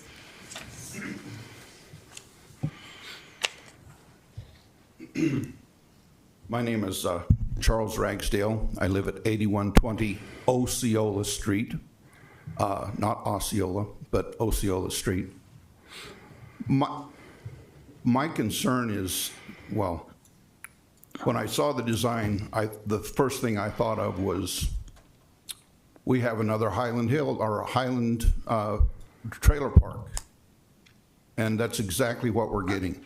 We're getting long, thin lots and boxes that all look alike. But my real concern is that over the last couple of years, we've watched them destroy the topography of the big field in the name of mitigating the land for something to keep from having heaving soils or whatever. They've done the same thing in the area north of Bradburn. Are they going to dig up the whole area on the south side of Bradburn down to 40 or 50 feet like they did all of the others? My concern is that they're going to do this, and it's going to have negative effects on the stabilization of the land that holds the city's water tanks. And what the question I'd really like to ask is, if that happens, I've been through a flood from one of those from the old water tanks before, and my question is, who's going to take care of the damage if that happens? Is it going to be the developer? Is it going to be the city of Westminster? What's going to happen if they disturb the soils beneath the water tanks up there and bring them down? Because if they're going to dig down 50 or 60 feet, there's going to be a cliff, and then they're going to come back in and backfill again. And I don't know what difference it makes what the topography is, because they're going to destroy the topography anyway. And then they can put it back however they want to fit the plans that they need. So that's the consideration that I would like to have in the approval plan or whatever in the plan as to whether they're going to dig up 40 or 50 feet of dirt in that whole area, and whether they're going to fill it back in and pack it down good so that those houses don't sink later, which they may. That's my concern. It just, they've gotten whatever they wanted to in the process anyway, so they're going to do what they're going to do.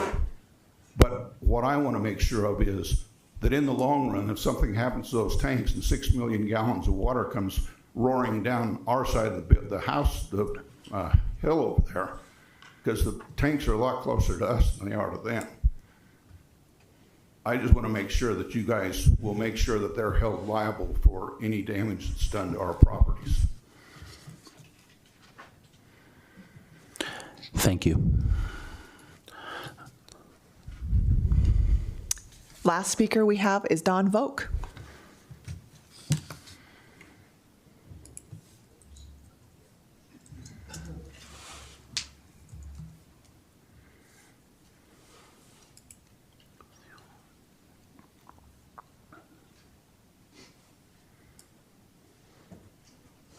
I live on Don Vogt. I live on 82nd Avenue, which is very much concerning to me. This alleyway, which you're looking at, you gentlemen, you did a nice job in putting the cul-de-sac in there. It looks beautiful. I commend you for that. Now we're looking at a alleyway that's going to come into the cul-de-sac. And all the smoke and mirrors they've already told us about, they're going to put a bar up or something to keep people from driving down there. Now, if you're living in that street and it's downhill and there's a foot of snow, is it easier to go downhill through the snow, or is it easier to go up through the snow? Just kind of think about this. This is common sense we're looking at here. We're going to go downhill, right? Right into the cul-de-sac. We're going to jump over the curb, which I'll tell you a little bit more about jumping over the curb. We're going to jump over the curb into the cul-de-sac and then up LaPlace Court. Now, the people who live on LaPlace Court, their idea was to cut down on the traffic by blocking off Bradburn Drive, correct? That is kind of a fallacy. If that happens, they're going to go down here. So we'll have 50 cars a day going down the alleyway, over the LaPlace Court, on down to Oakwood. So I have seen numerous occasions that the people who come up our cul-de-sac, then they find they're in the wrong place because they don't know where they're at. trying to find an address. So the trucks that I've seen go down, turn around, and go down to the end of the cul-de-sac, then they jump their trucks over the curbs into Bradburn so they can get to the place where these gentlemen over here are building.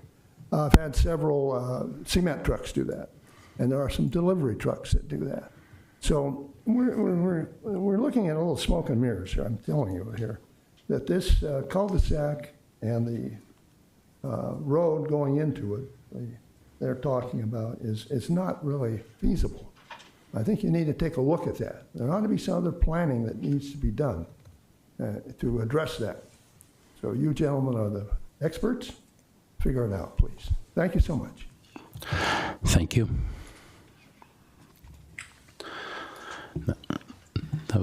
That's all on the sign-up sheet, but if you'd like to ask for Okay, audience would anyone members. in the audience like to speak? Please feel free to come up, state your name, and we'll take your testimony.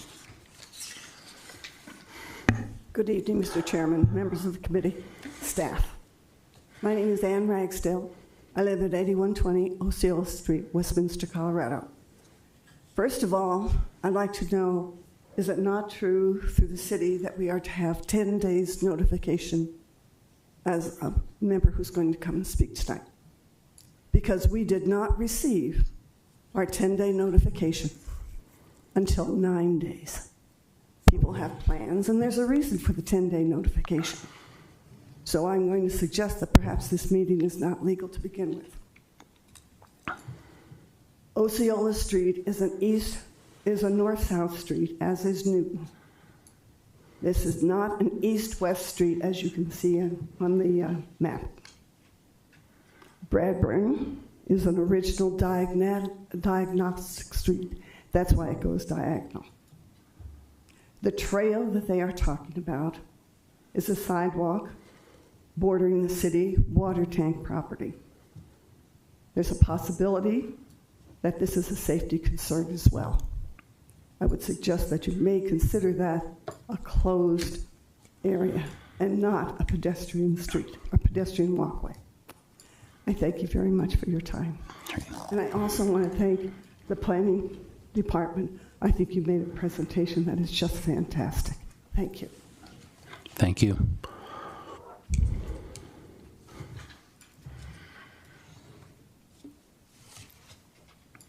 Good evening. My name is Derek Volk, and I'm actually have lived on 82nd Avenue for 58 years. So, seen an awful lot of nothing going on there, but I could shoot holes in this proposal left and right. Some people have brought up the snow removal. I could see that, as you had said, the private drives. Where's the snow removal going to go? They're going to go straight down to the cul-de-sac on 82nd Avenue, fill it up there. I'm not saying that this isn't a bad idea. I think they can actually do better. They might have to do 20 houses instead of 26. But they don't need to go, excuse me, Newton Court does not need to go into 82nd Avenue. That's the way I actually look at that. Cut off a couple of homes, have Newton Court go straight into the entrance of the access. I agree with Mr. Ragsdale. You're digging up 60 feet of dirt to mitigate it. That could actually have some problems with the water tanks that are behind there too. So I think Marcus has done a great job, but I do think they can do better. And I do think that they could have a solid road going all the way around and forget about the alleyway. And you might want to take a look at something like that too. So that's all I had to add. Actually, no, I had one more. The retention pond. I saw on one of the slides a retention pond up behind the Newton Court. They've done a horrible job on B1 when it comes to taking care of any of the water runoff. I could just see that being a problem as well, if that's truly the case. That's about it. Thanks. Thank you. Would anyone else like to speak on this? Okay. Seeing none, I will close the public testimony and allow the applicant and staff to respond to some of the questions that were there. Oh, go ahead. Great, thank you very much. Thanks to the neighbors as always, and these are neighbors that I think we actually had our first neighborhood meeting with, so we've known them a long time and very much value and appreciate their comments. I do want to point out, and this is in no way, it is just showing the problem, but the different comments that you heard are exactly the summary of what we are facing and how they work against each other on the comments that are made. So first of all, I want to show you the parking diagram and how we're meeting our parking so you can see the requirement and how on the south side of Osceola we allow parking to happen. Now I want to show you the alternative solution that has been brought up about getting rid of the alley and actually how it leads to all the issues that were just brought up. The first thing it does is it lowers the parking available on the site. Now we can't park on the south side of Osceola. So number one, we get less parking on the site. We would need an exception now for parking, which council said we have to park this site on site because it doesn't connect to other public streets. Secondly, the cul-de-sac is much larger, a much more traditional suburban design that allows that, and to have that fire service on that, then you cannot park. That's why there can't be that. You also don't get any friction on the road, so it doesn't act as a neighborhood street. It's a clear street where speeds could go high. The wall height, the very issue that was brought up about the stability, those could be up to 20 feet retaining walls that we have done the design on behind our structure, where we would have to cut up to 40 feet to remove that and then build the retaining walls back. The no alley situation is actually what leads to our concern about the stability of the water tanks above us and how that happens. So we actually have designed a situation that builds into the grade and minimizes that. The park location then gets further buried and isolated. It doesn't then connect to the surrounding PLD and view corridor. Trail connections, they're now above a wall. There isn't a natural trail connection that happens there. By the way, the trail connection is a requirement of our agreement. That's not something we're suggesting. It's part of the PLD requirements and an agreement of that. Finally, that idea of X impact, that what we remove from that site, that 40 or 50 of cut. So folks, we actually completely agree. The other thing I just want to say, we'd gladly accept a condition here that said it was in a lock condition with the gate closed. We have no desire to have a closed connection or an open connection there from our alley to 82nd. That was the city's condition that they would do that in the first place. We'd love to have just fire access be able to open that. We don't want a roadway connection that is there for fire service and for loading for only very isolated moving trucks on that. Otherwise, there would be a lock condition there. So we agree with that. So I hope that addresses it. It shows you how we have thought of that. But all of these solutions, even taking 3 or 4 lots away, it doesn't change the design and the topography of this site. We still all have these same challenges. So with all of that, we honestly have looked at every suggestion staff has had. I think they've been incredible. This just believes this is the lowest number of exceptions and the best solution we can find on the site. Okay, thank you. Thanks, Vice Chair Carpenter. So I did write down quite a bunch of notes during the applicant's presentation as well. So just very quickly, the 2013 comp plan does not call for 66 units. It allows for up to 66 units as a maximum density, so not a minimum density or minimum unit count. That's what could be achieved by just the density calculation.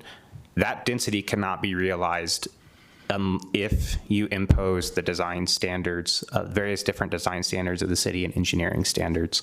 So that was just a maximum density. The PLD has already been dedicated and was decided before a site plan for B2 was ever submitted to the city. At the time when the city staff were negotiating the view corridor, we were not looking at any site plans. The applicant offered the 3.77 acres of PLD that you see labeled on this sheet that's up right now. The applicant offered that up as an alternative. The city did not originally seek that PLD location. That was the applicant's offering to the city. Next, the city does not allow public alleys outside of downtown, so staff has a general concern in the future of the Uplands HOAs will seek city assistance to maintain this alley and others in the development. We generally prohibit private streets throughout the city. Alleys are kind of a gray zone for us. They're generally allowed in our traditional mixed-use neighborhood developments. Outside of traditional mixed-use neighborhood developments, they're very rarely in limited use in developments because of the extra maintenance cost on HOAs and the lack of the amount of homes that can support that extra maintenance. A second point of, this is another one, a second point of access is not required. There's only one point of access required to meet the fire requirements for the site. For the gate, just to clarify that, the notes on the ODP, this is in the standard statement section, specifically require that they lock it in the open position. So it will be locked open once they construct it. And then if the city decides that there's a traffic cut through issue, we will direct the HOA to close it. The applicant is asking that the gate access not be restricted solely to the fire department, that it is also open to the HOA to utilize for moving trucks and other vehicles on special limited occasions. Of course, we have no agreement with the HOA to define that. Finally, I guess the last question would be, the applicant suggests that the only alternative design is this design where they cut out and do a 20-foot retaining wall, and where they create additional exceptions and everything can't happen and it just gets worse. But I guess I would ask the applicant this question is, can it be built with 10 homes? Why does the number only reduce to 24 or to 23 or 22 homes? Can it be built with 10 homes if the number of homes is not the driving condition that is driving their site design? Okay, thank you. I guess we'll be asking for other feedback from the commissioners here. I think we should discuss for a second the structural stability of the water tanks here and the detention pond. I believe the detention pond is, the city built a detention pond for those water tanks. Is that what's going on up there? Correct, Vice Chair Carpenter. So below the words Newton Court, that is in the grade area there. That's the city's existing water tank property. There's an existing detention pond facility right there. So if, let's just say since we're talking catastrophic scenarios, if the water tanks started leaking and failed, would that detention pond pick up this water and direct it away right now, or is that probably too much water for that to really? I'm sure it's too much water, but we do have Assistant City Engineer Heath Klein here, and I think that between him and the applicant's engineer, we could talk about the structural stability in this. All right, yeah, because I wasn't aware about the flood from the older tanks, so maybe you have some information on that as well. Yeah, I don't have, good evening, Commissioner. Heath Klein, Assistant City Engineer, Development, Mobility, and Stormwater. I don't recall, I was not present when those leaked before, so I don't know to the extent that what the volumes were that was released. This detention basin right now that is on the north side of the tanks does hold back stormwater, but was intended that if there was a slow leak that it could hold some of the tanks water, but by no means is it going to hold all of the water if there was a catastrophe. It would continue to drain northwest towards Bradburn and then down towards the Shaw tributary. Okay, got it. And that is so it wouldn't necessarily go directly onto our site or onto the site in question. It would go more to the northwest there. Is that the? That is correct. It would drain more towards the new cul-de-sac that was designed. And then there is storm infrastructure that B1 has built that would carry some of that further north to the detention basin that is on B1, and then ultimately to the storm system that connects to the Shaw tributary. Okay, that makes sense. There was some discussion about 60 feet of cut, and I'm not sure where the 60 feet came from, but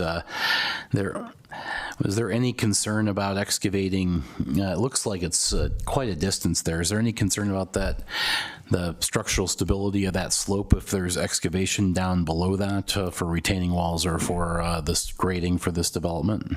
We will be working with the applicant and developer's engineer to verify that we will not have any loss of structural stability beneath the detention basin as they're over excavating. But to my knowledge, I have not seen any over-X that's going to show this a 60-foot cut. Okay. And then I think one other engineering question. There was discussion about delivery trucks getting lost and hopping the curb into 82nd Avenue because that's the way it used to go. Has the city considered anything like fencing or anything like that or guardrail or something to keep that curb hopping from happening?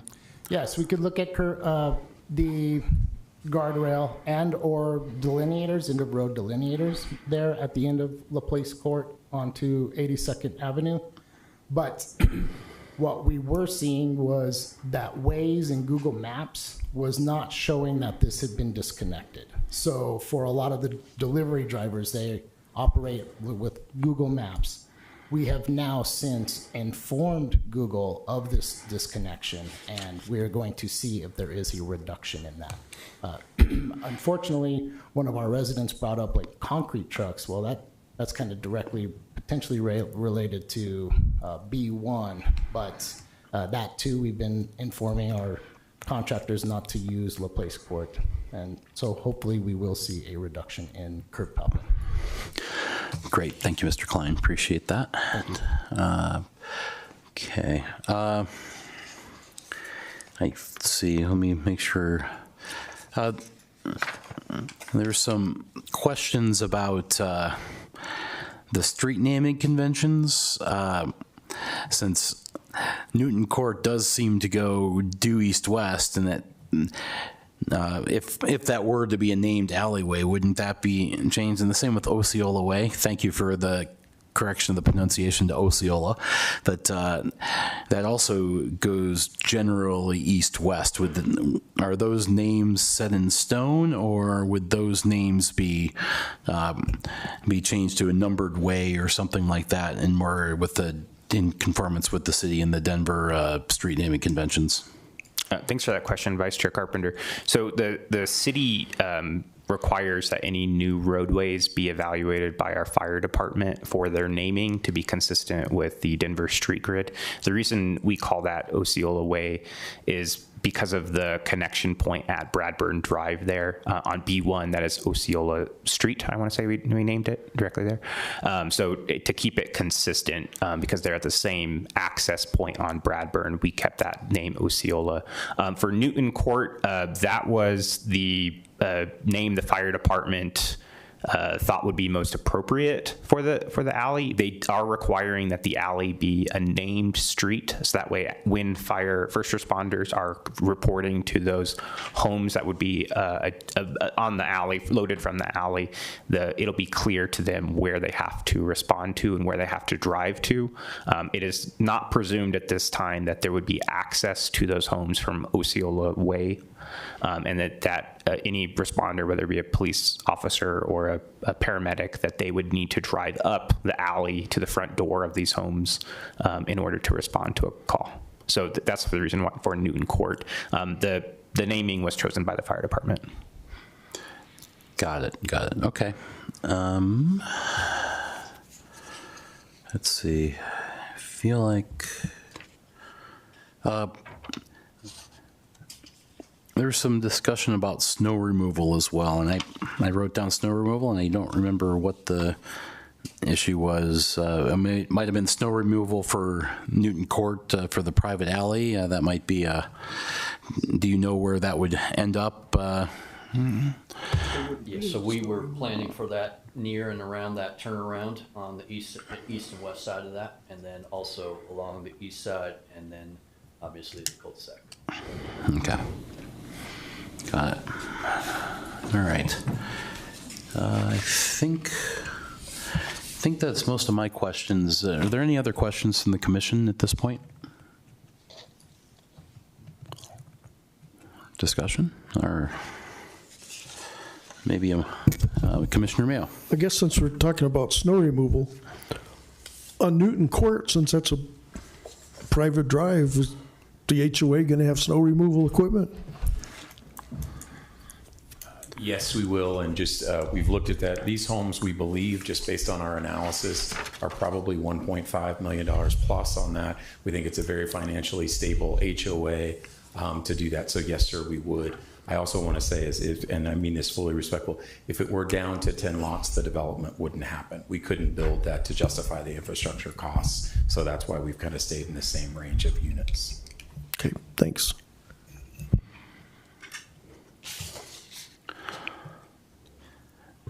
Any further questions, or can we entertain a motion and some discussion?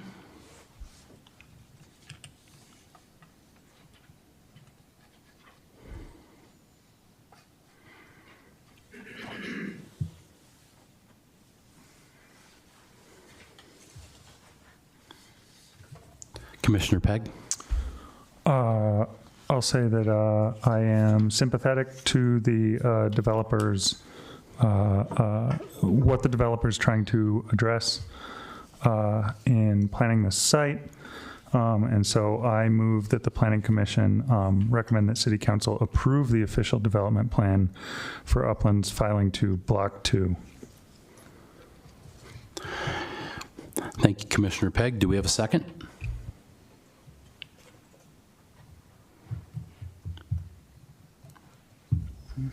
Oh, I'm sorry, Commissioner Dunn. I will second this motion. I believe that during the testimony and the presentations that have taken place here tonight, that the applicant has pretty well surmounted the challenges that have come from our ordinance. So I'll be seconding the motion. Thank you, Commissioner Dunn. It's been moved and seconded that we recommend approval for the official development plan. Any other comments from the commission?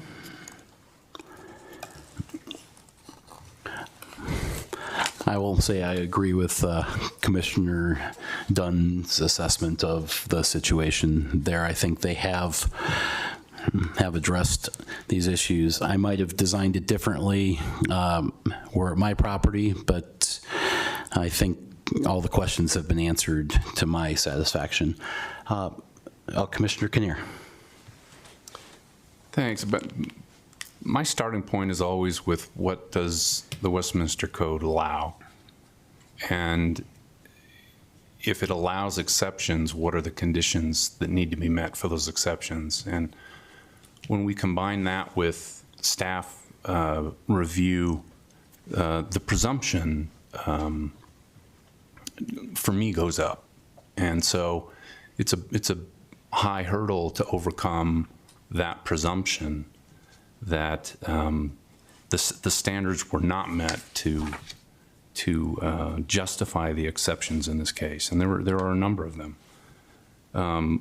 I do understand that this is a difficult piece of property, and sometimes that informs what we can do. Topography, there are lots sold near Tabernash that are not buildable because of topography.